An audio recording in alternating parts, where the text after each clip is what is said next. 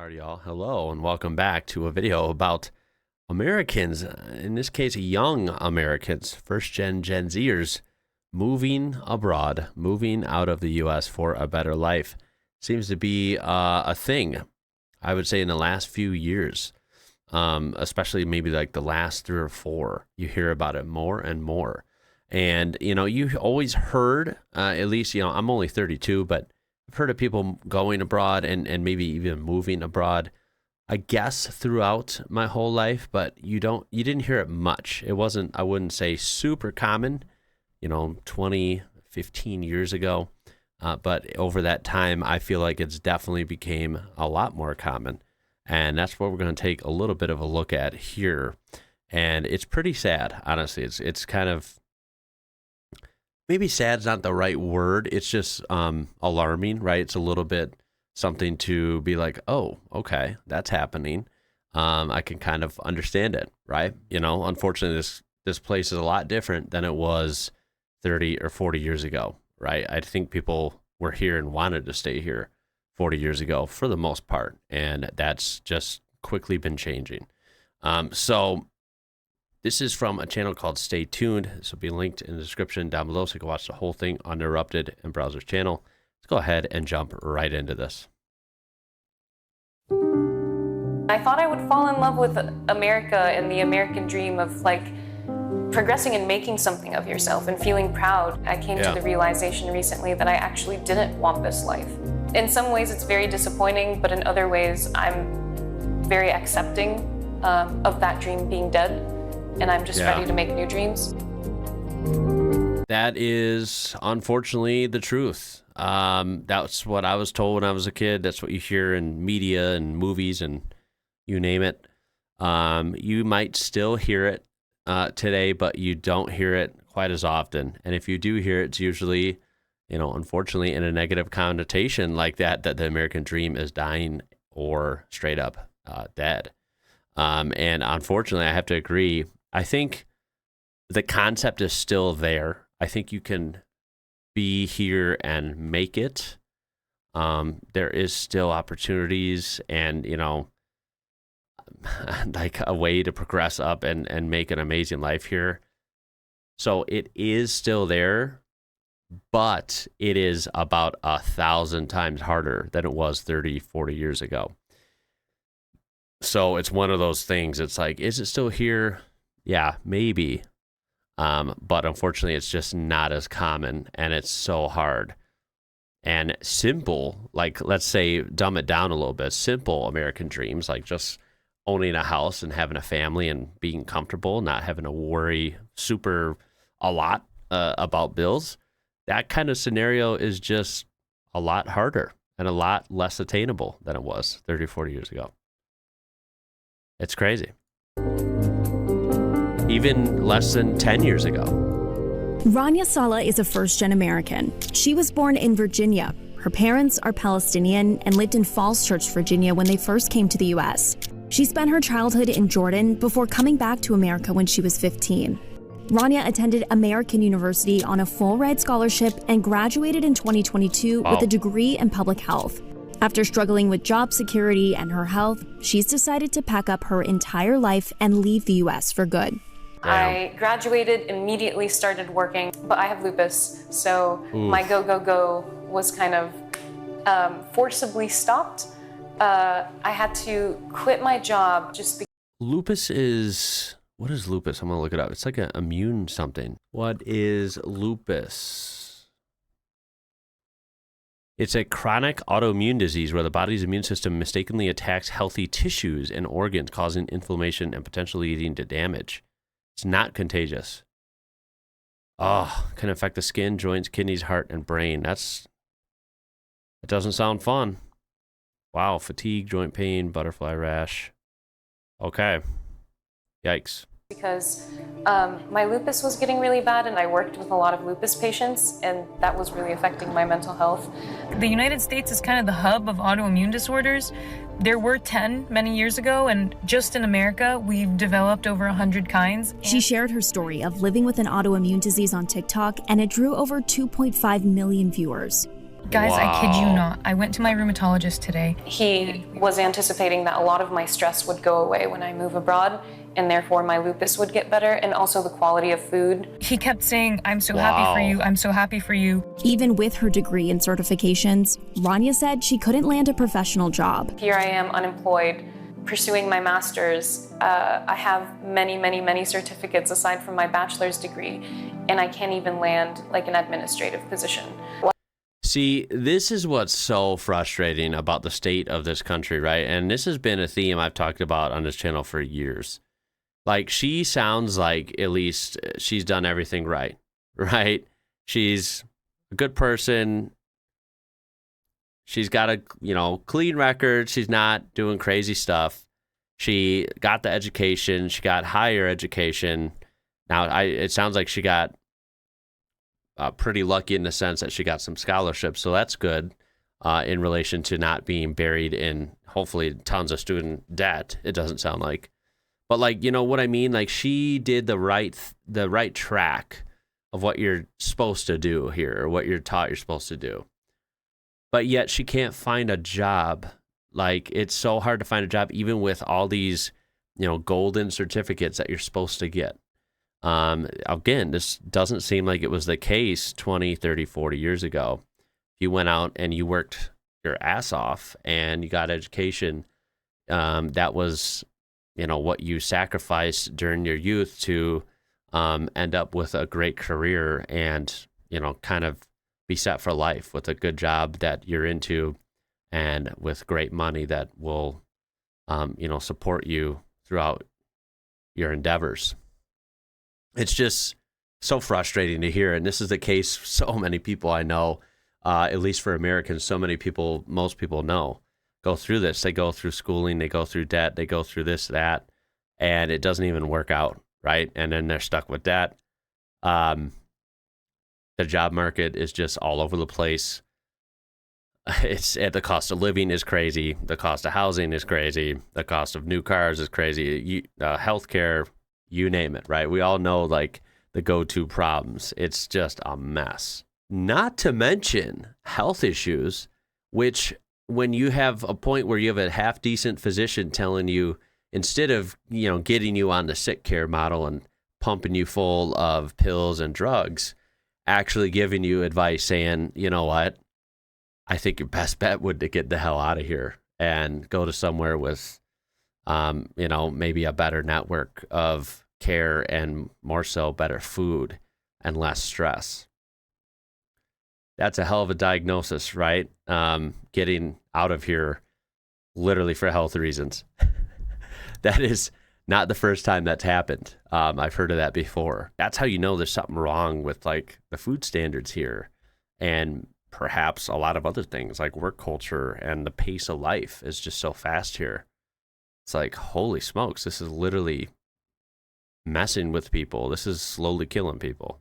What made you realize you needed to leave? I think the past 5 months where I hit 500 job applications, I got so depressed. Whoa, I did not catch that the first go around. I caught it right here in editing. 500 job applications. I almost have a hard time believing that. That's really crazy. And if that's true, I feel really bad for that, right? Like, that is something crazy to go through. Things are messed up here, no doubt about it. But 500 job applications and not getting something out of that just seems almost unbelievable. Wow. I just had to mention that. That is crazy. Because I blamed myself. I felt valueless. I felt like my existence didn't matter. One day I was just speaking to my father, and he actually suggested, he's like, you're not stuck there. You know that, right? So where are you going, and when will you be moving? So I am moving next week. I'm going to end up in Qatar. I have my sister there. She moved there a few years ago. Hey, you know what? Good for her. Getting out of here. From London. I don't blame her. Her life got so much better. She's very, very happy, very financially stable. And so it just seemed like the perfect option. It checked all my boxes. Rania says it was hard to make ends meet in DC. Rent is always a huge stressor. My car payments, On a day-to-day, it looks like your friend's asking you out to eat and you say, actually, I can't. Yeah. It's going to the grocery store and looking for the deals. Though inflation shows signs of cooling, food prices went up 3.3% from May 2023 to May. And let me tell you, it feels like it's way more than that. I think I have the receipts to prove it. But even just 3.3%, that's not over the course of 5 or 6 or 7 years. That's over the course of 1 year, 12 months.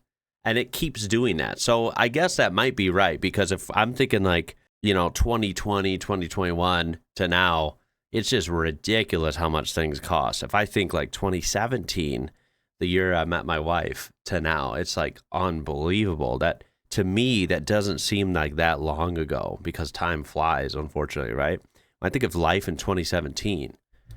Oh my God, that is not long ago. That's only 8 years ago. But it was like a different world in how things cost. I remember what we got at the store back then. I remember if I did that same thing now, it would literally be double the price, if not a little more, right? Like $60 worth of groceries cost $120 now, and I'm not even making that up. Of course, food out is expensive. Produce is expensive. It's just... 2024, it's crazy, according to the USDA. Rent Houses. has steadily increased don't even since get me the started pandemic. on that. One study by the New York Fed estimates that Gen Z rent and houses is just absurd. Years on average have about $21,000 of student debt. And we just aren't working with the same setup as our parents and grandparents. Incomes have not kept up with home prices. And this is just in my lifetime. I was born in 92, so like close enough, right? Back then, you could get a home for under $100K almost anywhere, no problem. And that got you a nice home you could take care of, you could make upgrades to, you could have nice landscaping, you could afford a new car, a new van, a new SUV, whatever you wanted, right? You could pick a private school, you could go on a vacation every year. People were living good back then. Like the average person really was doing all right, in the 90s especially. Look at this. Home, $79,000 US. Income, people were still making around 40, 50 grand a year. Now, people, for a household income, that's what this is based on, is household, I know it is.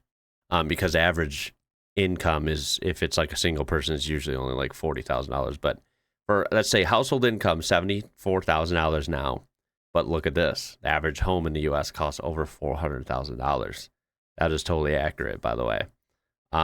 Look at the gap. It's ridiculous. What is happening?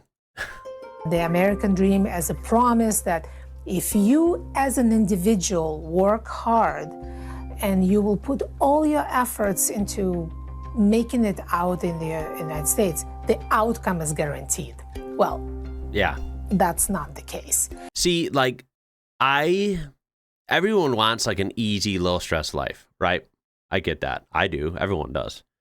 At the same time, I am someone who, I guess, like, can you blame me? I'm American, right? It was taught to me. I'm someone who believes, like, if you work hard and you put the work in and you work harder than the people next to you, you can really get there and make it in life, right? I believe that is like a good thing. Like if you want to accomplish great things, right? So I still believe in that. But the problem is that isn't the case here, though. You can work hard at jobs now, and it doesn't matter. You don't go up. You don't progress. And even if you progress one level, you become some sort of upper position at a company. It doesn't matter because the pay is still not enough, right? You're working long hours, you're working hard, and yet you can't even afford to buy a new house. You can't afford to buy a new house and have the car and go on vacation. Like, it's just ridiculous, right? That's a problem. Like, I believe those are good values, but those values aren't even rewarded anymore. Something's up. Almost 20% terrible, of all immigrants around the world are in the United States. Batalova says the exact number of Americans living abroad is hard to pin down. That they come here and they find out, this is not what I was told. But the UN estimates that almost 3 million Americans live in other countries, which is an increase of over 1.2 million people since the 90s. Yeah. Rania says she'll be keeping her American citizenship and will continue to pay taxes. But while she still has the right to vote, she's not planning on it. It's also what sucks about the U.S. Let me just point it out. I'm sorry, I got to. In other countries, usually you can leave and you just leave, and you're kind of, a lot of your ties are cut, right? In the U.S., she's going to leave. She's going to live in Qatar, but she still owes taxes in the U.S. She can make money over there, not touch the U.S., still owes taxes here.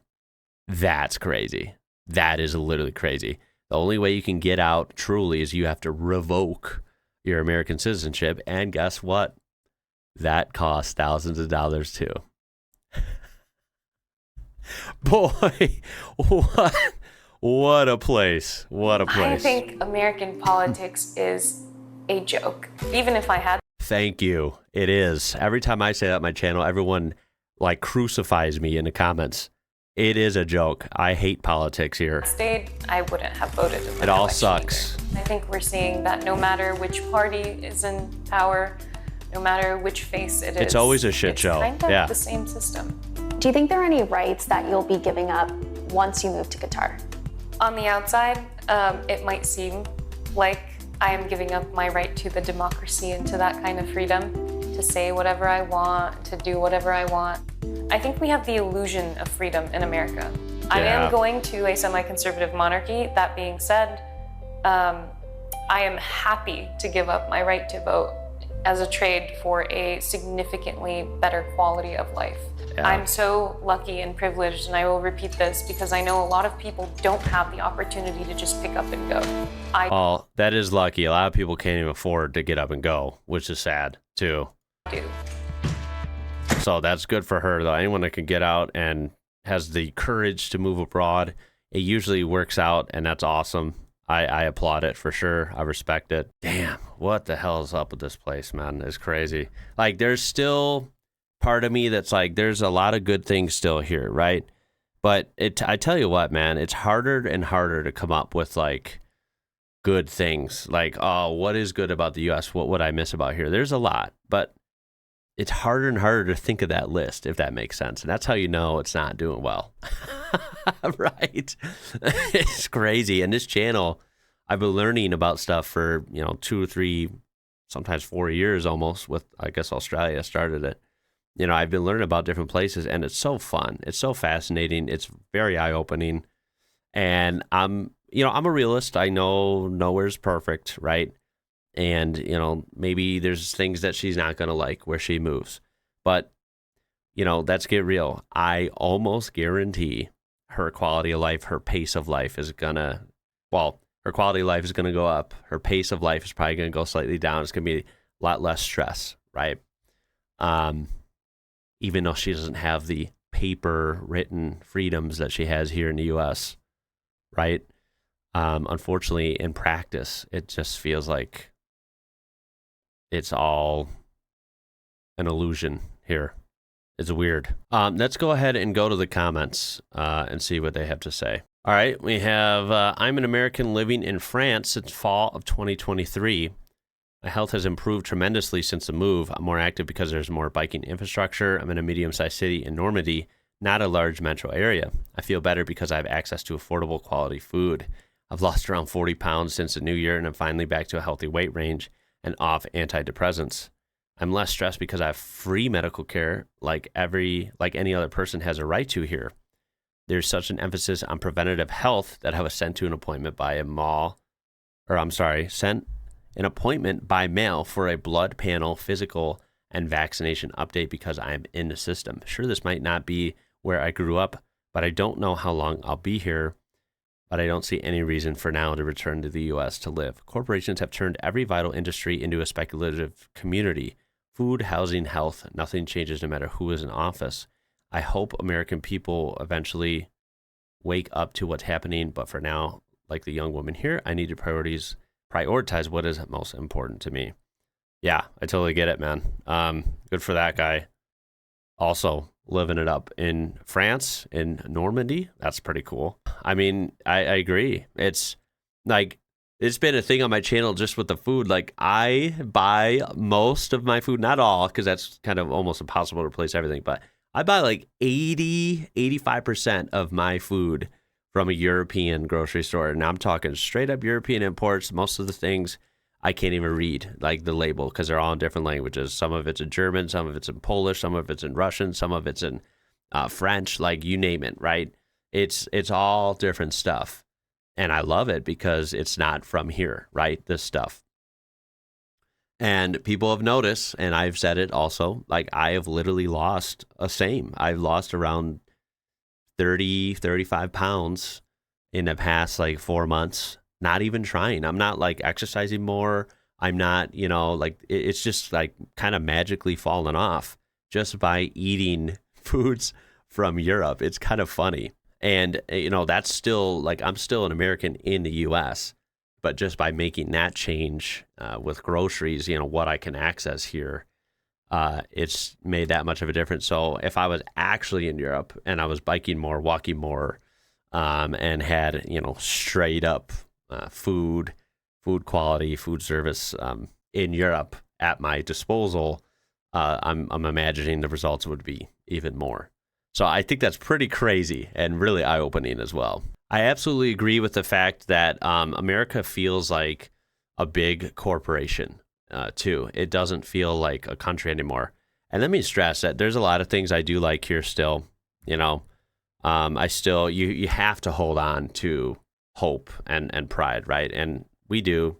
I think a lot of American people do. But, I really hope it gets better because it's been going downhill for the better part of a decade. And I can't stress enough like how cool a lot of natural landmarks are. I still love like the vibe of certain cities here, and people on the ground, right? People like actual Americans down on the ground that you meet. There's still a lot of amazing people here. Always remember that, and I do always appreciate that. But at the same time, I meet amazing people even just digitally and through mail time and through discussions from across the world. So I know that great people exist across the world. Also, it's not like that's exclusive to the US. She's absolutely correct about the quality of food. It's so much better in other countries. Yeah. Here we have a Gen Xer 20 years ago moved to Japan. They're living the American dream in Japan. Isn't that pretty crazy? To hear that, well, maybe not, but to me it is, because that's not what you grow up hearing. But I now, learning more and more, I kind of believe it. All right, well, that's going to do it for this one. This kind of thing is very big. This kind of topic, rather, is very big and, kind of could be split in a million different ways. So I'm probably going to revisit this more in depth and more in different details, with some of these pretty soon. So look forward to that because it does interest me a lot. It's very bizarre seeing that, the old-fashioned American dream, and now seems like the new American dream is for people to get far away. So let me hear your thoughts in the comments down below. I appreciate you watching, and that's going to do it for this one. My name is Ian. You're watching IWrocker. Until next time, y'all. Catch you later.